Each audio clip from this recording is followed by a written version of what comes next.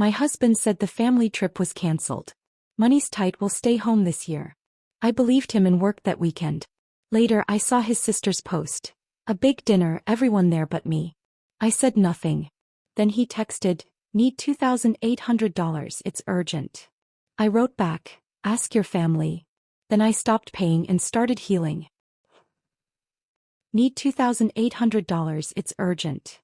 Henry's text glowed on my phone screen while I stood in the hospital supply closet, surrounded by boxes of gauze and the smell of antiseptic.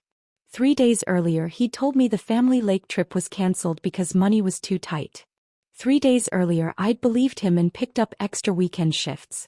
But 2 hours ago I'd seen his sister Melissa's Instagram post. All of them at the lake raising glasses around a feast, my husband grinning in the corner of the frame. Now he wanted his monthly payment for his mother's mortgage. My thumbs moved across the keyboard. "Ask your family." The phone rang immediately. I let it buzz against my palm 3 times before declining the call.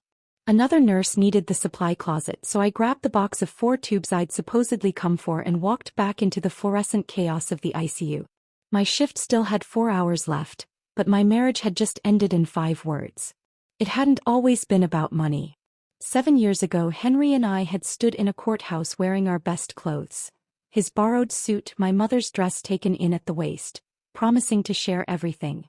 We'd laughed about our wedding budget of $300, joking that love was free and that was all we needed. Back then his family had seemed charming. Nancy brought homemade casseroles to our studio apartment. His father Robert helped us move our second-hand furniture. Melissa called me sister, and meant it, or so I'd thought. Before we dive deeper, if you believe that trust and honesty are the foundation of any marriage, please consider subscribing. It's free and helps us reach others facing similar betrayals. The financial bleeding started slowly, so slowly I hadn't noticed the first cuts. It began with Nancy mentioning offhand that the property taxes on the lake house had increased. "These old family places," she'd sighed over coffee in my kitchen, eyeing the water stain on our ceiling. "Sometimes I wonder if we should just sell it." All those memories of Henry growing up there, though. I'd looked at Henry's face, watched it crumble at the thought of losing his childhood summers, and heard myself offering to help. "Just a little, just temporarily. Maybe we could cover the taxes this year," I'd said. "Until things get better." Nancy had hugged me then, tears in her eyes, calling me the daughter she'd never had. The check started at $500, then grew to $1,000, then somehow became $2,800 every month without any discussion. Henry handled it all, assuring me his parents were getting back on their feet, and would repay us eventually.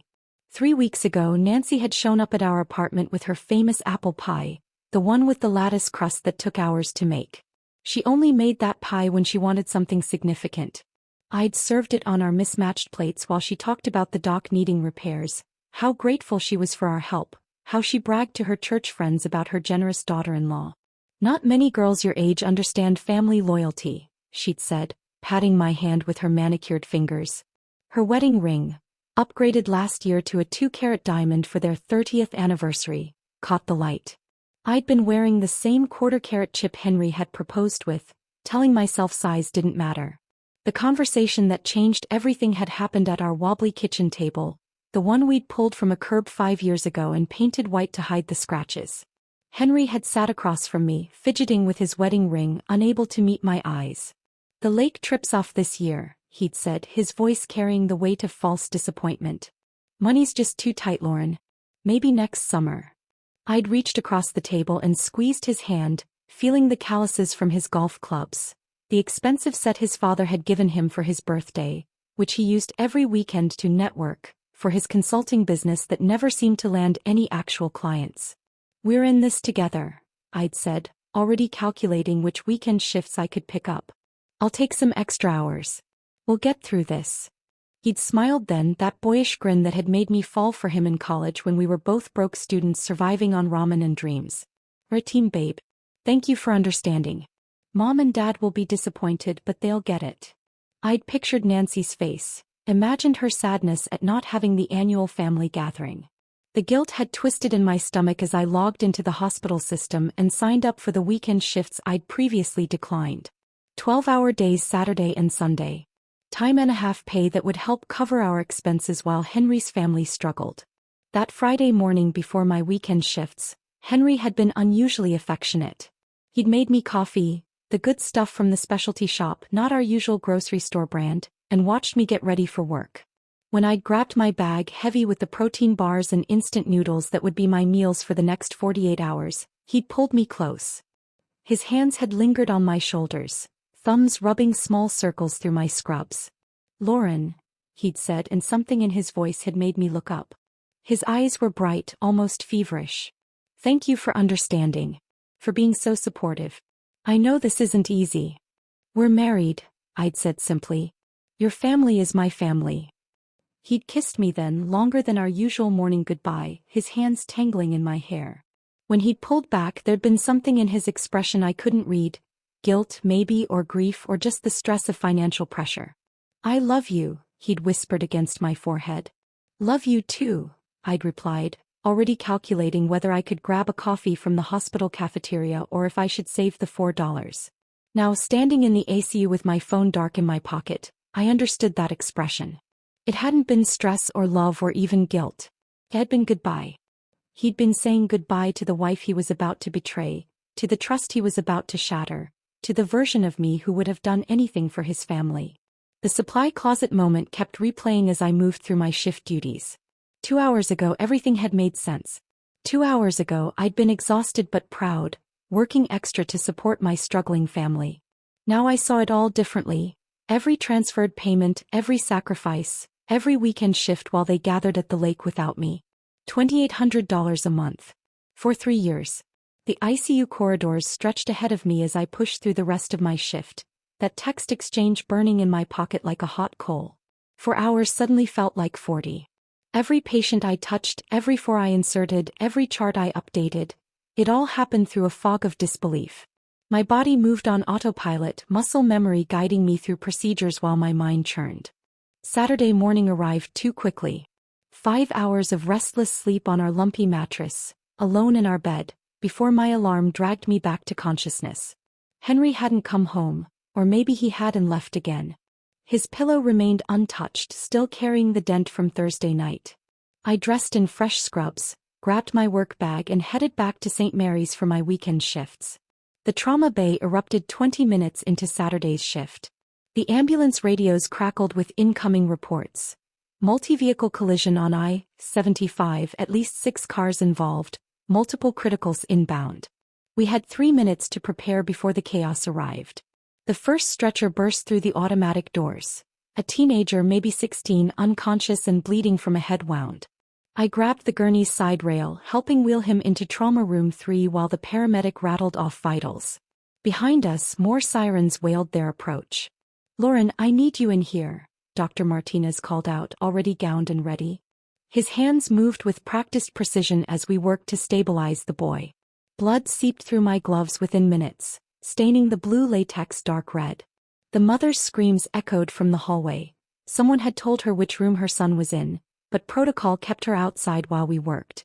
For the next 6 hours I didn't think about Henry once. Crisis has a way of narrowing your focus to the immediate present. Insert this for. Check these vitals. Comfort this family member. Move to the next patient. The teenager survived, barely. His mother collapsed against me when we finally let her in, her tears soaking through my scrubs as she thanked me over and over. I held her steady, whispered that her son was strong, that he'd pull through, while my own world quietly crumbled in my chest. By the time I finally got a break, it was past 7 in the evening. The cafeteria had already closed, leaving me with vending machine options. I bought a stale sandwich and weak coffee, carrying both to the staff break room. My feet throbbed inside my compression socks. 12 hours down, 12 more to go tomorrow.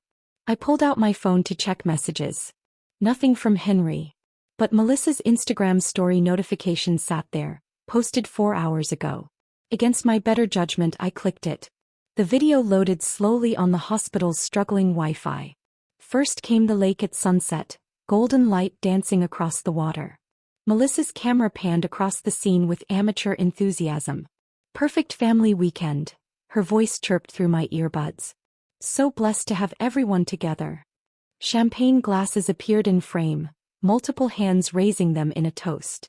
The camera moved to show the outdoor dining setup, string lights twinkling overhead, a table groaning under the weight of food.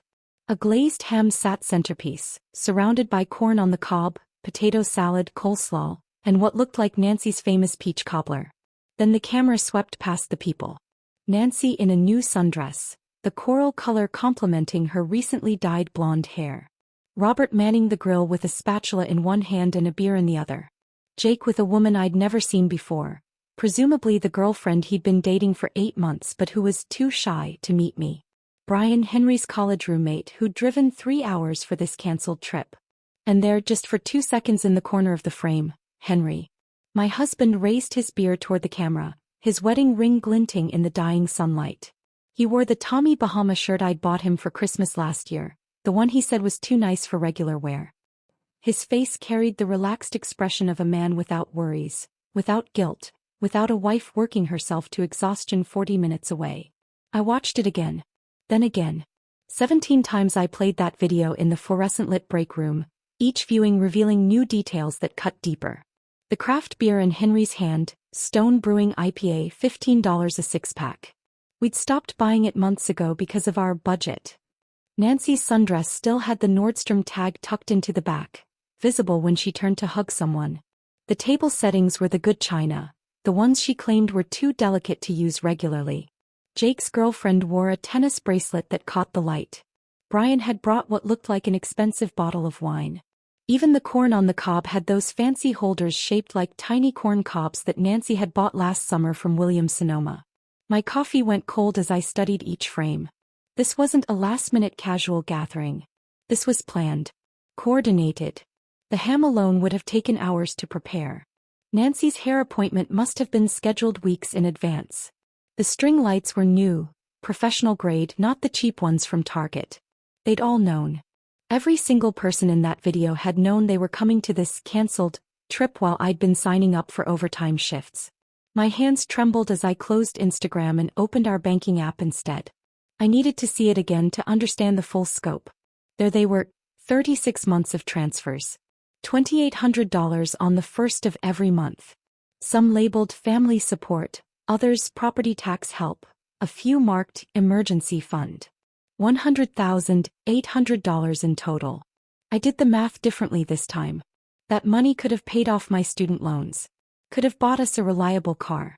Could have funded our own vacations, real ones where both spouses were invited.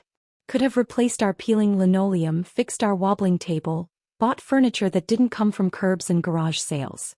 Sunday's shift began at 7 sharp. I'd managed 3 hours of fitful sleep in an on-call room, unwilling to drive home just to come back. My reflection in the bathroom mirror showed the truth. Hollow eyes, pale skin, the look of someone running on fumes and betrayal. The day blurred together. More patients, more emergencies, more families to comfort while my own fell apart. Dr. Martinez pulled me aside around noon, concern creasing his forehead. "You okay, Mitchell? You seem off today." "Just tired," I managed, using my maiden name out of habit. He'd known me since before Henry, back when I was Lauren Mitchell, bright-eyed nursing student. "The weekend shifts are catching up." He studied me for a moment longer, then nodded. "Take a real break. Doctor's orders. At least 30 minutes, no phone, no charts. Just rest." I found myself back in the break room at 6 that evening, the same chair, the same view of the parking lot. This time when I opened Instagram there were new posts. Melissa had uploaded actual photos now, high-resolution shots of their perfect family weekend. The photos Melissa had posted were artistic, filtered to perfection. One showed the whole family lined up by the dock, arms around each other with the lake sparkling behind them. Henry stood between his parents, his smile wide and genuine. The timestamp read Saturday, 2:47 p.m., when I'd been holding that teenager's mother in the trauma bay. I closed Instagram and drove home through Sunday's empty streets. 11 p.m. and the city felt abandoned. My 8-year-old Honda wheezed at stoplights, the check engine light flickering its familiar warning. We couldn't afford to fix it, or so I'd been told. The radio played some ballad about trust and love and I turned it off, preferring the silence. When I pulled into our apartment complex, Henry's car wasn't in its usual spot. Of course not. He was probably still at the lake, sleeping off his weekend of family bonding. I climbed the 2 flights to our unit, my legs heavy with exhaustion. The apartment was dark, untouched since Friday morning. His coffee mug still sat by the sink unwashed. The bed remained made with military precision the way I always left it. I sat on our second-hand couch in the darkness, still in my scrubs, too tired to shower but too wired to sleep. The weekend played through my mind in fragments. The trauma bay, the mother's tears, Melissa's video, those 36 months of payments. My phone showed no messages from Henry. Not even a "how's your shift?" or "drive safe." Nothing. Monday morning arrived with surgical precision. 7 a.m. I heard his key in the lock. I was at the kitchen table having my first cup of coffee, when Henry walked in carrying a paper bag from the expensive bakery downtown and a carrier with 2 coffees. "Hey babe." His voice was bright, cheerful. His face carried a subtle tan, the kind you get from a weekend on the water. "Brought breakfast. Thought you might be hungry after your shifts." He set everything on the table with the casual ease of someone without secrets. Fresh bagels, cream cheese, even lox. Probably $30 worth of breakfast for our tight-budget household. He slid 1 coffee toward me, then leaned in to kiss my cheek. I didn't move away, but I didn't lean in either. "How was your weekend?" he asked, settling into his chair with practiced normalcy. "The shift's brutal?" I studied his face the way I'd assess a patient, checking for telltale signs, symptoms of guilt or deception. But Henry was a skilled performer. His brown eyes held steady contact, his smile remained easy, his hands didn't fidget. Just a husband asking about his wife's work weekend. "Yes," I said, taking a sip of coffee. "It was perfect. Oat milk, extra shot, exactly how I liked it. Tough weekend." "I'm sorry you had to work," he said, spreading cream cheese on his bagel. "I mostly just caught up on reports, did some work on the balcony. Got a bit of sun actually." He gestured to his face with a self-deprecating laugh. "Forgot sunscreen like an idiot." The balcony. Our tiny balcony that barely fit 1 chair, where the afternoon sun hit for maybe an hour if you were lucky. I nodded, watching him bite into his bagel, sesame seeds scattering across the table. "Your mom texted," I lied smoothly. "Said she needs the payment today." Henry didn't miss a beat. "Oh right. Yeah, the first already? Time flies. I'll handle the transfer after my shower." He stood, stretching like a cat in sunshine. "God, I'm sore. Must have slept weird. Or spent the weekend water skiing," I thought but didn't say. He headed toward the bathroom, already pulling off his shirt.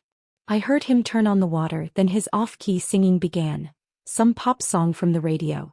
He only sang in the shower when he was completely relaxed, when life was good, when he had no worries weighing him down. I opened our laptop and logged into our joint banking account. The history loaded slowly, 3 years of transactions appearing line by line. I'd checked before, but never with this level of attention. Never with the knowledge that every payment had been a lie. January through December, 3 years running. $2,800 on the first of every month. Some months labeled mom's mortgage, others property tax help, a few medical expenses, and several just family support. I took screenshots of everything, methodically documenting each transfer.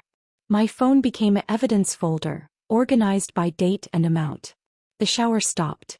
Henry would be out in 5 minutes. He was nothing if not predictable. I opened a new browser window and created a separate cloud storage account under my maiden name, uploading everything. The folder was titled simply Truth. By the time Henry emerged, hair damp and smelling of his expensive shampoo, I was back to sipping coffee and scrolling through my phone like nothing had happened. "I'm heading to the office," he announced, grabbing his messenger bag. "Client meeting at 9. "Which client?" I wanted to ask. The consulting business that never seemed to generate actual income? But I just nodded, playing the supportive wife one more time. Tuesday passed in strange normalcy. Wednesday, Henry acted like nothing was wrong and I matched his performance. We ate dinner together, watched TV, discussed mundane things like grocery lists and whether to renew our Netflix subscription. He mentioned his parents were doing better financially, maybe wouldn't need our help much longer. I made appropriate supportive noises while calculating how much of my life I'd wasted believing his lies. Thursday changed everything. I was at lunch in the hospital cafeteria, picking at a sad salad because the good food was too expensive for someone funding her in-laws' lifestyle. My phone buzzed with a text from Henry. "Babe, Need $2,800 today. Mom's mortgage is due. It's urgent. Can you transfer? I stared at that message while around me the hospital hummed with its usual controlled chaos. In the distance an alarm beeped. Someone's floor was finished. A doctor was being paged overhead. Normal emergencies, real ones, not the manufactured financial crises of the Hartley family. My thumbs moved across the keyboard with the same precision I used to chart medications. 5 words, ask your family. The phone rang within seconds. Henry's name flashed on the screen, and I could practically feel his panic through the digital connection. I stood up, leaving my half-eaten salad and walked quickly to the supply closet down the hall. It was the only private space I could find on short notice. What's that supposed to mean? His voice had lost all its casual confidence, pitched higher with stress. I closed the door behind me, surrounded by boxes of gauze and the sharp smell of antiseptic. It means I saw Melissa's video from your cancelled family trip. The one at the lake. The one where everyone made it this year. The silence that followed was complete, like the pause between heartbeats on a monitor, that moment when you're not sure if the next beat will come. Lauren, you don't understand. Henry's voice crackled through the phone, the panic rising with each word. I understand perfectly, I said, cutting him off. I've funded your family for 3 years while being excluded from it. I understand that I'm good enough to pay for your mother's mortgage but not good enough to eat dinner with you all at the lake. It wasn't like that. Then what was it like, Henry? Explain to me how it wasn't exactly what it looks like. His breathing was ragged through the phone. Around me the supply closet felt smaller, the walls of boxes closing in. A nurse knocked on the door, she needed supplies. I had to end this. Lauren, please just let me explain when you get home. Please. I have to go, I said. Actual emergencies to handle. Not the manufactured kind. I hung up and handed the nurse the gauze she needed, then walked back to my shift with my phone on silent. 6 more hours. 6 more hours of real problems, real pain, real healing, not the theatrical performance waiting for me at home. When I walked through our apartment door at 8 that evening, I thought I'd entered the wrong unit. Candles covered every surface. The coffee table, the bookshelf, even the windowsills. The overhead lights were off, casting everything in a golden, flickering glow. The dining table we usually ate takeout on was set with our wedding china, the stuff we'd gotten from Henry's aunt that lived in a box above the refrigerator. The smell hit me next, garlic, basil, something rich and tomatoey. Henry emerged from the kitchen wearing the burgundy shirt I'd bought him last Christmas, the one he said was too nice for everyday wear. In his hands, a bottle of wine. Not the $8 grocery store kind, the $30 anniversary kind. Lauren, he said, his voice soft, careful. I made dinner. Your favorite. From scratch. Pasta arrabbiata. He'd made it exactly 3 times in our 7 years together. Once when he'd proposed, once after a huge fight about his mother's first loan, and now. The manipulation was so transparent I almost laughed. Sit, he said, pulling out my chair. Please. Let me explain. I sat not because I wanted to hear his explanation, but because my feet hurt and I was curious to see how far he'd take this performance. He poured wine with shaking hands, then served the pasta with the concentration of a chef on a cooking show. Everyone feels terrible, he said, sitting across from me. The candlelight made shadows dance across his face. Mom's been crying all day. She never meant to hurt you. I pushed a piece of penne around my plate. The sauce was perfect, just the right amount of spice. Such a waste of effort. Your mom's been crying, I repeated slowly. The woman who just cashed my $2,800 monthly payment is crying. She didn't know I hadn't told you about the trip. She assumed. She assumed what? That I was working? Because that's what I always do. Work while you all play. Henry reached across the table for my hand. I pulled it back, placing it in my lap. We thought it would be easier, he said. You hate big gatherings. You're always saying how exhausting they are after your shifts. I say a lot of things are exhausting, Henry. That doesn't mean I want to be excluded from them while still paying for them. It wasn't about the money. It's always about the money. I took a sip of wine. Good wine. Probably charged to the credit card I'd be paying off. Your family has taken $100,000 from me. From us. While I wore scrubs with holes in them and drove a car that barely starts. That's an exaggeration. I have the bank statements. Every transfer. 3 years. Want to see them? His face changed then, the caring husband mask slipping just enough to show something else underneath. Fear maybe. Or calculation. They're my parents, Lauren. Family helps family. Apparently I'm not family. The silence stretched between us, broken only by the hiss of a candle flame hitting melted wax. Henry's jaw worked like he was chewing words, trying to find the right ones. Mom wants to talk to you, he said finally. To explain. She feels awful about the misunderstanding. The misunderstanding. Like it was a simple miscommunication about dinner plans rather than systematic financial exploitation and emotional exclusion. She can call me herself, I said, standing up. But I'm done sending money. And I'm done with this conversation. I left him sitting there with his candles and his pasta and his calculated remorse. Friday morning, Nancy's call came while I was getting dressed for my shift. Her name on my phone screen made my stomach turn, but I answered anyway, putting her on speaker while I pulled on my scrubs. Lauren, sweetheart. Her voice dripped with that southern sweetness she could turn on like a faucet. This whole thing has gotten so out of hand. Has it? I kept my voice neutral, clinical. We thought you were working, dear. Henry said you'd picked up extra shifts. We didn't want to make you feel bad about missing the family time. I tied my shoes slowly, letting her words hang in the air. So instead of inviting me and letting me decide, you lied to me. That was the kinder option. We didn't lie. Henry told me the trip was cancelled. Was that true, Nancy? Silence. Beautiful, damning silence. The money you send, it's not about that, she started again. We're grateful, of course, but family is about more than money. I agree, I said, standing up and checking my reflection. Which is why I'm confused about being excluded from family events I'm paying for. Lauren, please. The house, the mortgage, we could lose everything. Maybe you should sell one of the boats, I suggested, my voice sweet as hers. Or ask the family members who actually got invited to your gatherings. The real family. You don't mean that. I do. The transfers stop now. If you need help, ask your family. The ones in all those photos. I hung up before she could respond. Within 3 hours, the assault began on social media. Melissa, Henry's sister who'd posted the videos, started with subtle quotes on her Instagram stories. Family isn't about blood. It's about who's willing to hold your hand when you need it most. Then, some people will never understand sacrifice. By lunch, she'd escalated. A photo of the lake house appeared with a longer caption.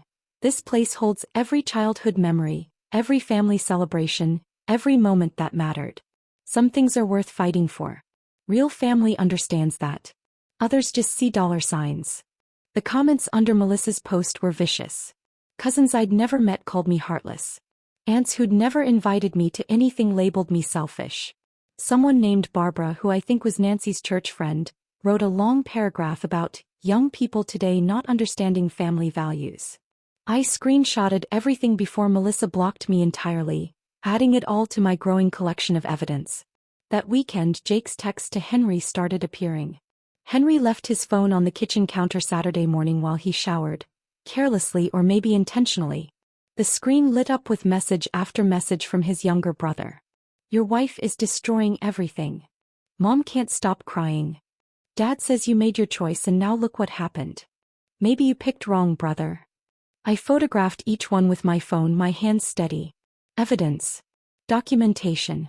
Proof of who this family really was when the money stopped flowing. Henry emerged from the bathroom, saw me near his phone and quickly grabbed it. Jake's upset, he said, like that explained everything. Jake's been unemployed for 2 years, I replied. Maybe he should be upset about that instead. Monday morning came with a decision I'd been building toward all weekend. During my lunch break, I drove across town to a credit union I'd researched online. Different from our usual bank. No connections to any accounts Henry could access. The woman who helped me had warm brown eyes and silver streaks in her hair. Her nameplate read Patricia. I need to open a checking account, I said. Just in my name. Patricia didn't ask why a married woman needed her own account. Maybe she saw something in my face, or maybe she'd helped other women in my situation. She processed everything efficiently, professionally, without judgment. Will you be making a deposit today? She asked. I handed her my overtime check. $800 from the weekend shifts at the lake. The irony wasn't lost on me. Money I'd earned while they'd vacationed was the first deposit into my freedom fund. The debit card Patricia handed me was plain blue plastic, nothing special. But holding it felt like holding a key to a door I'd forgotten existed. I tucked it into a pocket Henry never checked behind my hospital ID. That evening, I sat at our kitchen table with my laptop while Henry watched TV in the living room. I logged into the hospital's HR system and changed my direct deposit information.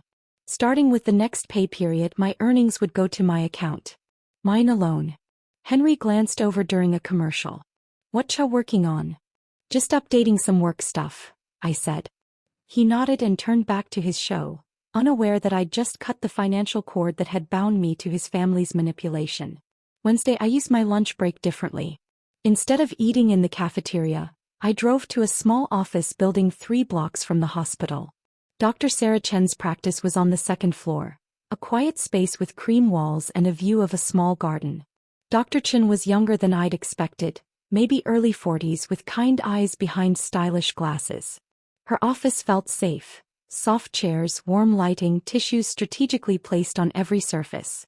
"What brings you here today, Lauren?" she asked after I'd settled into the surprisingly comfortable chair across from her. The words came in a rush. 3 years of payments. The excluded vacation. The lies. The gaslighting. Henry's family treating me like an A-team. By the time I finished, I'd used half the tissue box and my chest felt lighter than it had in months.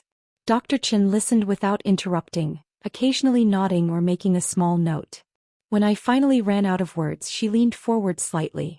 "Lauren, what you're describing is financial abuse," she said gently.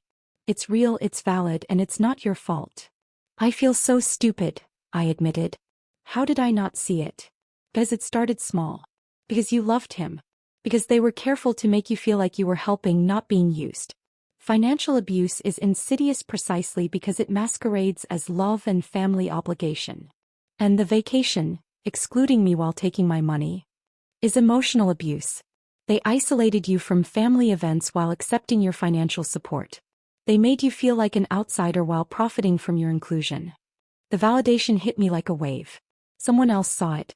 Someone professional, trained, objective, saw exactly what they'd done to me. "I've started separating my finances," I told her. "Opened my own account."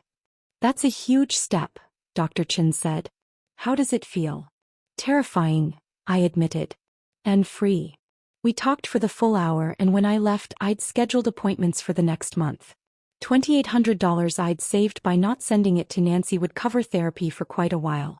Thursday and Friday I spent my breaks at work on my phone, scrolling through apartment listings. Everything close to the hospital was either too expensive or too sketchy.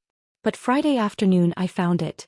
A 1-bedroom in a building that used to be a Catholic school, converted to apartments. Clean, safe, and only 10 minutes from work. I called immediately. The landlord, Mrs. Patterson, had a voice that reminded me of my grandmother's. "Can you come by tomorrow morning?" she asked. "Say 10 o'clock?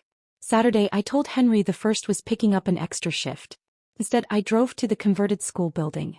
Mrs. Patterson was waiting outside, a woman in her 70s with silver hair and knowing eyes. "You're the nurse from St. Mary's?" she asked. "Yes, ma'am." She led me up one flight of stairs to a corner unit. When she opened the door, morning sunlight flooded through windows that actually opened. The floors were original hardwood, scratched but clean. The kitchen was small but had a gas stove. The bathroom had a clawfoot tub. "I was a nurse too," Mrs. Patterson said, watching me take it all in. "Retired 5 years ago. I know that look, the one that says you need a fresh start. Is it that obvious? Only to someone who's been there." She handed me the rental application. "Take your time. If you need it today, it's yours." I filled out the application using my maiden name, Lauren Mitchell. Felt like writing my real name for the first time in years. "When can I move in?" I asked, handing her the completed forms and deposit check from my new account. "Whenever you're ready," she said, giving me the keys. Sometimes the best time to start over is right now. That night was Henry's monthly poker game with Jake and their friends. He left at 7, kissing my cheek absently, already texting the group about beer preferences. The moment his car pulled away, I began. I moved methodically through the apartment, taking only what was mine before the marriage or absolutely essential. My nursing textbooks, the coffee maker I'd bought myself, clothes that still fit my grandmother's jewelry box. Each item went into boxes I'd grabbed from the hospital loading dock. The wedding china stayed. The picture stayed. 7 years of accumulated couples stuff stayed.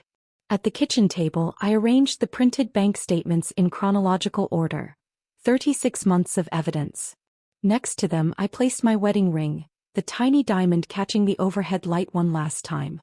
Then the note written in my steadiest handwriting. I've withdrawn my funding and myself from this arrangement. Your family can support you now. By the time Henry's car pulled into the parking lot at midnight, I was in my new apartment, sitting on the floor with just a sleeping bag and the satisfaction of escape. The first voicemail came Tuesday morning while I was checking on a patient. Nancy's number on my missed calls. I listened to it during my break. Lauren, honey, it's Mom. The presumption of her calling herself that made my skin crawl. There must be some confusion at the bank. The transfer didn't come through. Could you check on that? Call me back. Wednesday brought another. Lauren, the mortgage company called. This is serious. We need that payment today. Please call back. By Thursday her tone had shifted. How could you do this to family? After everything we've done for you? We could lose the house. I deleted each message after listening once. No guilt, no second guessing. Just a mild satisfaction like watching someone who'd cut you off in traffic get pulled over by police. You look different, Beth mentioned during shift change Thursday night. Better. More rested or something. Finally getting enough sleep, I said, which was true. In my new apartment, I slept without Henry's snoring, without the anxiety of bills I couldn't track, without the weight of funding people who despised me. Friday afternoon, Melissa struck back through social media.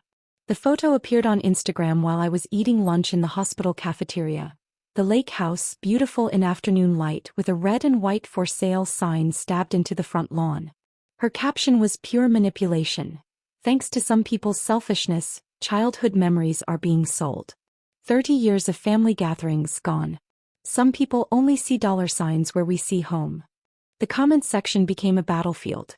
Relatives I'd never met called me heartless, selfish, a gold digger, which was hilarious considering I'd been the one giving gold, not digging for it. Someone named Aunt Helen wrote a novel-length comment about young wives these days, not understanding sacrifice. But then Susan from my night shift found the post. Sweet Susan, who'd covered for me during my worst days, who'd seen me counting pennies for lunch while sending thousands to Henry's family. Her comment was brief but devastating. Maybe if you'd treated her like family instead of an ATM, she'd still be helping. Just a thought. Melissa deleted it within minutes, but not before Susan screenshotted it. By end of shift, half the nursing staff had seen the exchange. They'd adopted me as their cause, these women who understood exhaustion and sacrifice and being undervalued. That witch, Beth said looking at the screenshot. Posting that after taking your money for years? The audacity. Saturday morning Henry started his campaign. The first email arrived at 6 a.m., 3 pages long, single-spaced, detailing our entire relationship history and why I was making a mistake. I deleted it unread after the first paragraph. The flowers came next, delivered to the hospital reception desk during my Saturday shift. Roses, 2 dozen with a card that said, "Please come home. We can work this out. H." The receptionist, Maria, who'd heard the whole story through the hospital grapevine, gave me a look. "Want me to donate these to the cardiac ward?" "Perfect," I said.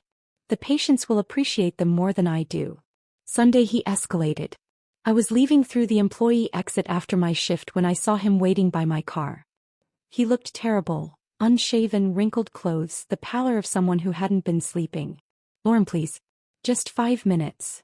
Move away from my car, Henry. We need to talk about us. There is no us. There's you and your family and me and my self-respect. Those are 2 different relationships. That's not fair." Fair. I laughed, but there was no humor in it. Fair would have been inviting me to the vacation I paid for. Fair would have been telling me the truth about where our money went. Fair would have been treating me like a wife instead of a bank. He tried to block my car door. That's when Officer Johnson appeared. Hospital security had apparently been watching from inside. "Sir, you need to leave hospital property," Johnson said, his hand resting on his radio. "This is my wife." Who has asked you to move away from her vehicle? Let's go.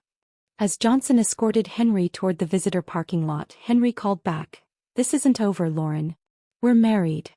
Not for much longer, I replied, getting into my car. The nurses at the evening shift change had apparently watched the whole thing from the break room windows. When I went back in to clock out properly, they gave me a quiet round of applause. Dr. Martinez appeared with a cup of coffee. You okay, Mitchell? He'd started using my maiden name without being asked. Better than okay, I said, accepting the coffee. Free. Monday's text from Henry tried a different angle. Jake lost his bike. Had to sell his jackets too. He loved those jackets. Hope you're happy. Jake, who hadn't worked in 2 years, who'd spent his days riding around on a motorcycle Nancy paid for with my money, had finally met consequences. I took a photo of the new scrubs I'd bought myself, the first new work clothes I'd had in 2 years, and sent it back. I love being able to afford work clothes. Funny how that works. He didn't respond to that one. Through the hospital grapevine, I learned more about the family's collapse.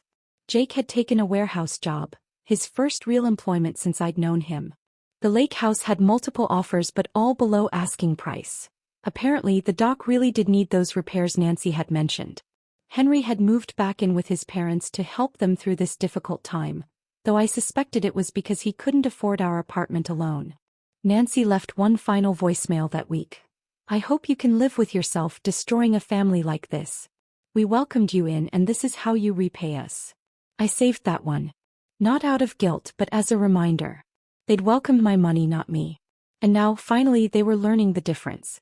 I listened to Nancy's voicemail one more time before deleting it forever. Her words, destroying a family, echoed in my empty apartment as I packed for a trip I'd been planning for weeks. 2 months of saving my own money, 2 months of not funding their lifestyle, and I finally had enough for something I'd only dreamed about. A solo trip to Sedona. The Red Rocks had called to me since nursing school when a classmate showed photos from her vacation there. Back then I'd promised myself that someday when I had money I'd go. Now I realized I'd always had the money. I'd just been giving it away to people who didn't value me enough to invite me to dinner. The flight was early morning, cheaper that way. I'd learned to appreciate small savings now that I was keeping my earnings. The middle seat didn't bother me. The crying baby 2 rows back didn't faze me.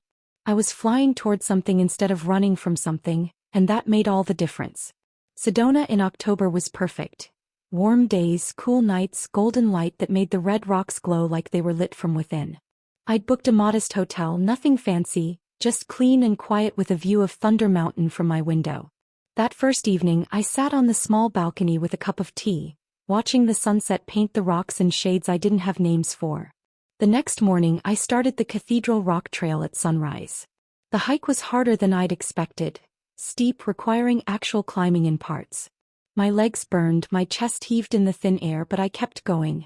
Other hikers passed me, younger, fitter, but I didn't care. This wasn't a race.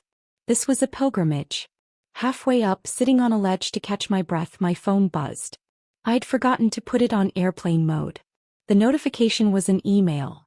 Nancy had sent something to what looked like every email address in her contacts. The subject line, the truth about Lauren Mitchell. I almost deleted it immediately. Then curiosity won. I opened it as the morning sun warmed the red rock beneath me. It was 3 paragraphs of poison. How I'd destroyed their family. How I'd manipulated Henry. How I'd pretended to care only to pull the rug out from under them when they needed me most. She detailed their financial struggles. The lost lake house, Jake's repossessed motorcycle, their current reduced circumstances, and blamed it all on my vindictive withdrawal of support. The email was sent to 43 people. Relatives, their church friends, even some names I recognized as Henry's coworkers. She'd put everyone in the to field, not even bothering with the dignity of BCC. I sat on that red rock looking out over the valley below and felt nothing. No anger. No hurt. Just a strange lightness, like watching a storm pass by without getting wet. I hit reply all. My response was simple, factual, and devastating. I contributed $100,800 over 3 years while being excluded from family gatherings. I was told the annual lake trip was canceled due to budget constraints, then saw photos of everyone there except me. You're not struggling because I stopped giving. You're struggling because you never learned to live within your actual means. I wish you all the best in your adjusted circumstances. Please remove me from future communications. I hit send, then turned my phone completely off. The rest of the hike was pure meditation. Just me, the rocks, and the vast Arizona sky. At the summit, sitting with other hikers who'd made the climb, I felt more at peace than I had in years. A woman about my age sat nearby, also alone, also taking in the view. First time, she asked. Yes. You. Third. I come after every major life change. Divorce, career change, and now retirement. These rocks have seen it all. We sat in comfortable silence, two strangers who understood that some journeys you have to take alone. By the time I returned home 3 days later, the lake house had gone to auction. Melissa, of course, documented everything on social media. Photos of the for sale sign. Videos of people viewing the property. A final photo of her standing by the dock with the caption, "Goodbye to childhood memories." Some people know the price of everything and the value of nothing.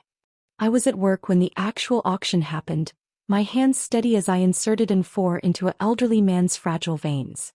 His daughter stood nearby, anxious, and I recognized something in her eyes. She'd been following Melissa's posts. "You're the nurse," she said quietly. "From the Instagram posts. The one who..." I kept my focus on my patient, professional, calm. "My ex-husband's family did the same thing," she continued. Took and took, then called me selfish when I stopped giving. "You're brave." "Just practical," I said, securing the four. "Your father's going to be fine. This medication will help with the pain." As I held her father's hand during the procedure, I realized something. These hallways, these patients, these colleagues who'd rallied around me, this was my real family. People who valued my skill, my compassion, my presence. Not my bank account. The divorce papers were ready 2 weeks later. My lawyer, paid for with my own money, had made it simple. No fault divorce. No alimony requested from either side. Just a clean break. I had Henry served at his parents' rental apartment. The process server told me later that Henry had answered the door looking like he'd aged 5 years in 5 months. Wrinkled shirt, hollow eyes, the look of a man whose comfortable life had collapsed. He called me immediately after being served. "Lauren, please. We can work this out. Come to the apartment. Let's talk. There's nothing to discuss. Sign the papers. I made mistakes. You made choices. So did I. Mine was to stop funding people who excluded me. Sign the papers, Henry." Through the window, the process server said. Nancy had been watching, her face pressed against the glass like a child at a candy store she couldn't afford to enter anymore. 2 days later, the signed papers arrived at my lawyer's office. Henry had signed every page, his signature getting shakier as they progressed. Thanksgiving came 6 months after I'd left. The invitation arrived at my new apartment. Fancy cardstock that Nancy must have bought before their financial crisis. "Despite everything, you're still family," she'd written in her perfect cursive. "Please join us for Thanksgiving dinner." The return address was their rental apartment, not the lake house. The dinner would be in a cramped dining room, not overlooking the water. The turkey would be store-bought, not the organic free-range bird they used to serve. I was working Thanksgiving anyway. Holiday pay was too good to pass up, and the hospital needed staff. But even if I'd been free, my answer would have been the same. I sent the invitation back with a single line written across it. "Family doesn't require payment for admission." Then I blocked every number. Henry's, Nancy's, Jake's, Melissa's, even the cousins who'd called me heartless. One by one, I erased them from my phone, from my life, from my future. That Thanksgiving evening at the hospital, after blocking every number, I worked my shift with unusual lightness. The emergency department was busy, holidays always were, but I moved through the chaos with clarity I'd never had before. No phone buzzing with guilt trips. No mental calculations about money I couldn't track. Just the work, the patience, and the peculiar freedom of being completely disconnected from people who drain me dry. "Mitchell, you want some turkey?" Dr. Martinez held out a plate from the break room spread. The hospital always did something nice for holiday staff. "Thanks," I said, accepting it. Real turkey, real stuffing, real belonging. No one here expected payment for inclusion. The months that followed blurred together in the best way. Winter became spring. Spring became summer. I learned to cook for one without feeling lonely. I decorated my apartment with plants. a snake plant by the window, pothose trailing from a bookshelf, a peace lily that bloomed unexpectedly in July. They thrived in the natural light from windows that actually opened, unlike our old apartment where everything felt trapped. My bank account did something I'd never seen before. It grew. Without the hemorrhage of $2,800 monthly, plus the promotion to shift supervisor I'd earned 6 months after leaving Henry, I watched the numbers climb. Not dramatically, not wealth by any means, but enough. Enough for car repairs without panic. Enough for new work shoes without guilt.